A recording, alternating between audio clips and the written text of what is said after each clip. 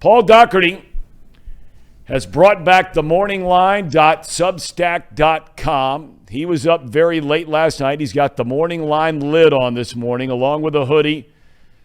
You wrote the other day you don't like this time of year, Doc, with the weather. You like the summer days. It's pretty nice out there, though. Pretty nice. Yeah, hard to argue. Hard to argue with the sunshine and 60 to 65 degrees. Great golf weather, Thom. Yep. And are you still working, by the way? Is the course still open? Yeah, I worked all weekend. Yeah. All right, cleaning up the carts. You were up late last night, Doc. You and I were texting a little bit. I don't even know where to begin. Give me your overall thoughts of what you watched last night in Baltimore. How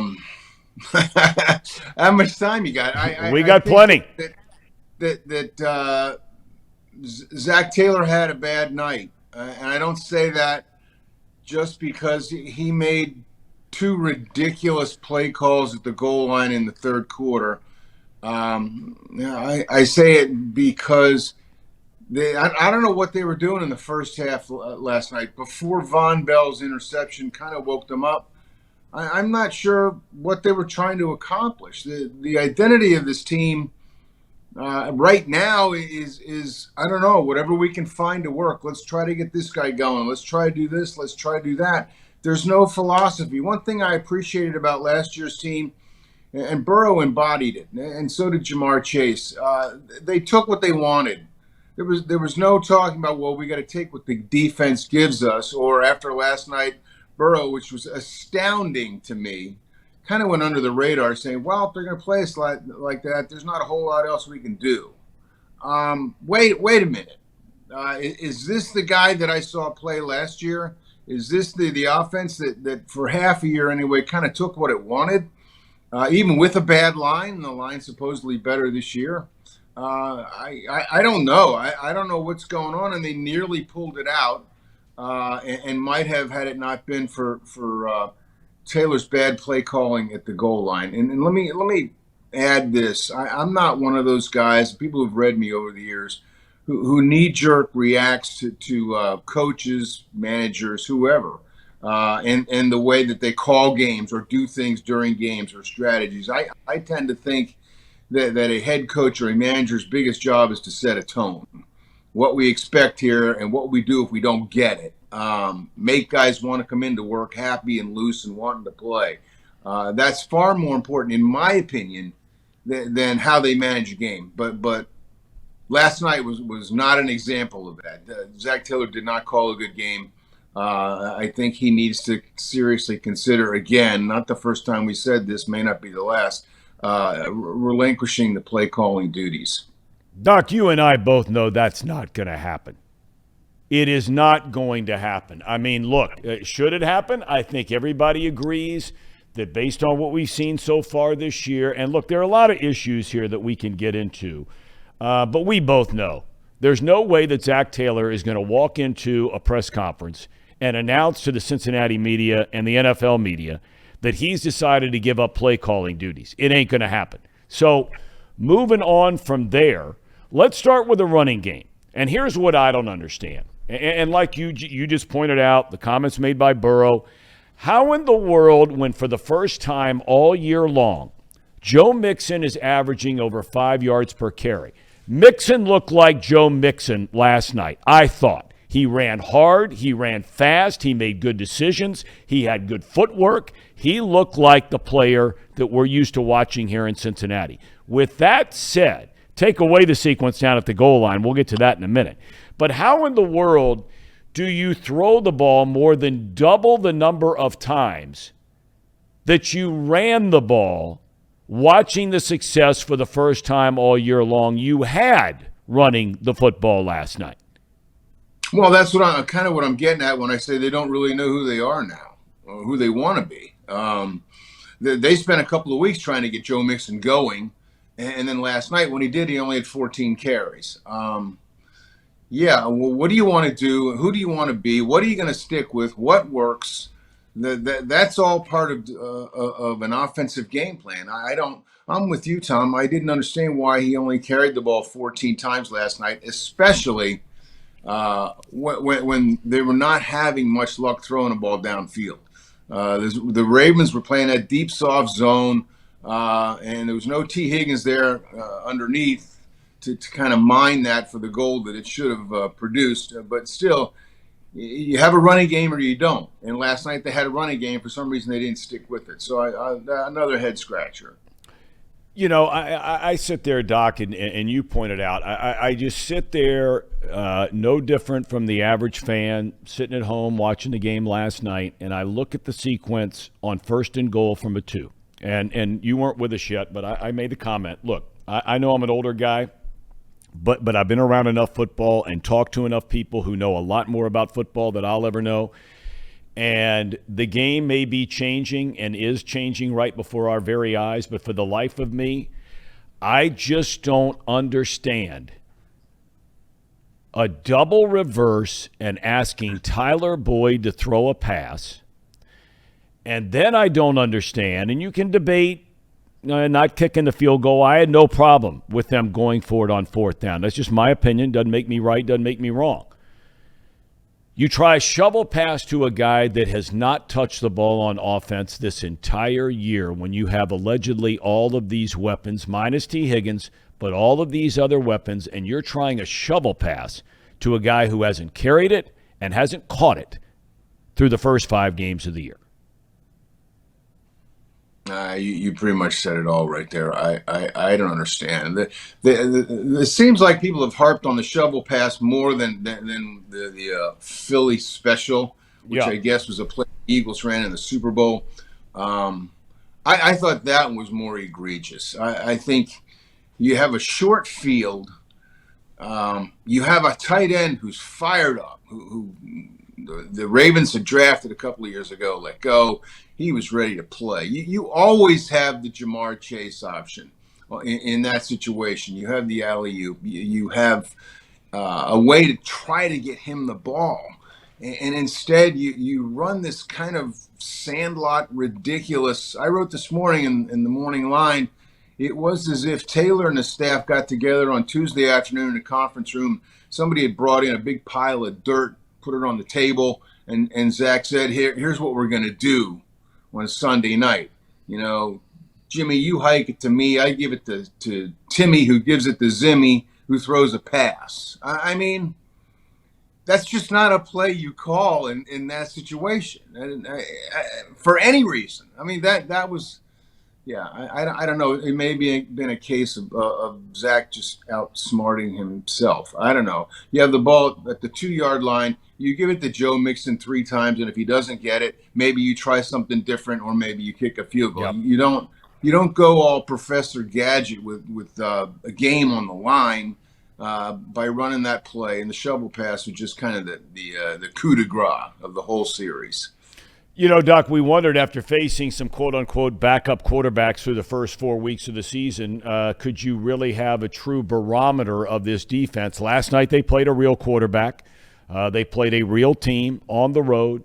I think it's safe to say, and look, there's still a long season to go, but this is a very good Cincinnati defense. I think so. I think they showed it last night for 58 minutes. I have no idea how Mark Andrews was so wide open on that touchdown catch, given that their wide receiver core is fairly limited, and their best wide receiver didn't play. And it kind of showed how great Jackson really is when he's working with that crew. He has to do it even more all by himself. It was him and Duvernay and Mark Andrews. But, I think this is a pretty good defense. And there's a decent chance that they'll see another backup next week in New Orleans when they play Andy Dalton. Okay. You have to now go back to work today, tomorrow, whenever they go back to work. Do you get concerned at all? And you've been around sports a long time, Doc, and you know how this stuff starts. It starts with a whisper here. It starts with a comment there. You know, then all of a sudden it starts to get a little life and a little growth. Do you think there's any danger at this point of the locker room starting to to get away a little bit from Zach Taylor here. Saw the little thing on the sideline last night with Collins. I'm not ready to call Collins a bust yet. We'll get back to that in another time. But are you fearful of that at all? Not yet. This division is up for grabs. It's really not very good. In most years, it is pretty good. This is not one of those years. I mean, they're 2-3. They lost 3 games by 3 field goals at the buzzer, and they're still only a game back of a team, the Ravens, that really is just kind of okay. I think they have enough leadership in there right now with Burrow, Mike Hilton, Sam Hubbard, guys like that. I'm not worried about that yet. I mean, that's always a question when a team doesn't play up to expectations and flies apart and people start pointing fingers and yada yada yada. I don't think they played hard last night. Didn't play especially great, but they played hard. It's all still in front of them. That's not a big concern of mine right now. Is Joe Burrow a concern for you? In what way? In just, he doesn't look like, at least to me, he doesn't look like the same guy. And I'm not saying that he won't be. I want everybody to perfectly understand that. But I don't think it takes a football Rhodes Scholar to look at the quarterback position through the first 5 games on this Bengals team and say it's not been the quarterback that the franchise expected so far through 5 games. Is that fair? I think sure. I mean, look at the results last night. They have a stat that's air yards per catch or something. That's the yards per catch minus the yards after the catch. So whatever the ball travels in the air is what they call it. His air yards per catch last night was under 4, which was the worst in the league yesterday. And all that means, all that fancy stuff means, is that they're kind of perfecting the horizontal passing game. Throwing a lot of ball, a lot of dump offs, a lot of side-to-side stuff, not really going downfield with it. They have yet to solve defenses that are able to play them the way the Ravens did last night. And the Ravens could get away with it because they got Marcus Peters and Marlon Humphrey, 2 of the best corners in the game. I don't know that everybody can do that against them, but you're right, Thom. It's sort of a shakedown cruise after the success that they had last year, where the adjustments were not made, and they kind of took the league by storm, and now everybody's catching up to them. So it's sort of like baseball. You adjust to the adjustments. It's on Taylor and his staff to start adjusting again to what the league is doing to them. I don't know, Doc, to shift gears a little bit here, because I know you are a baseball guy and a baseball fan. I don't know how much baseball you watched over the weekend. My son and I, Luke and I, were flipping back and forth a little bit last night. If for no other reason, the drama of an elimination game between the Mets and the Padres. And for those who did not see it, and I talked a lot about Buck Showalter last week. I was around him 2 years before the Diamondbacks started playing in Arizona. He and I were 2 of the first 25 people hired by the franchise. I was around him in an office setting. I was around him then when the team began to play. He was their first manager. I think as a manager, he's one of the best out there and has been one of the best for a long, long time. What did you make of him asking the umpires to go out and check Joel Musgrove, the starting pitcher for San Diego, check him for some kind of foreign substance in the 6th inning of a game that they're getting hammered?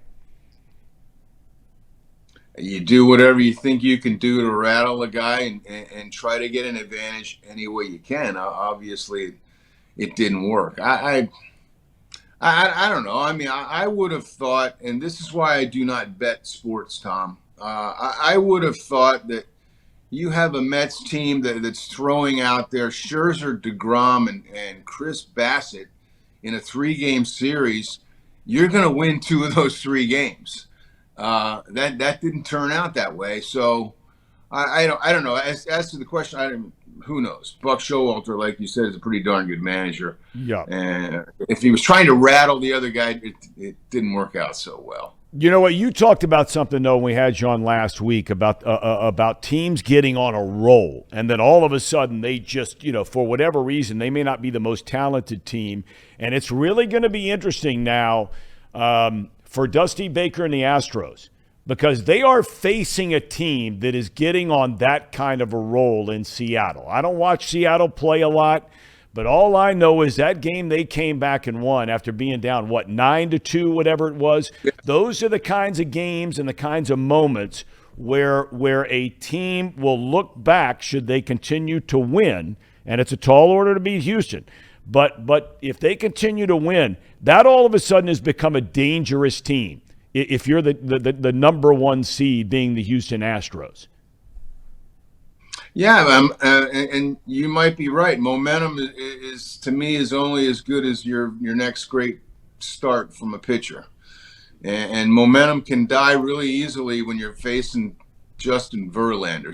So we'll see how it plays out. To me, that's what makes the game fascinating, especially this time of year. You really don't know. It's a sprint now. It was 6 weeks of marathon or 6 months of marathon, where losing 2 or 3 in a row is no big deal, and you play for the long haul. Now it's win or else. And after having said that, I thought Scherzer and DeGrom were going to do the trick for the Mets. I'm going to stick with the pitching. I still think that Verlander and the guys that Dusty can run out there in a longer series now, instead of 3 games, it's 5, should prevail.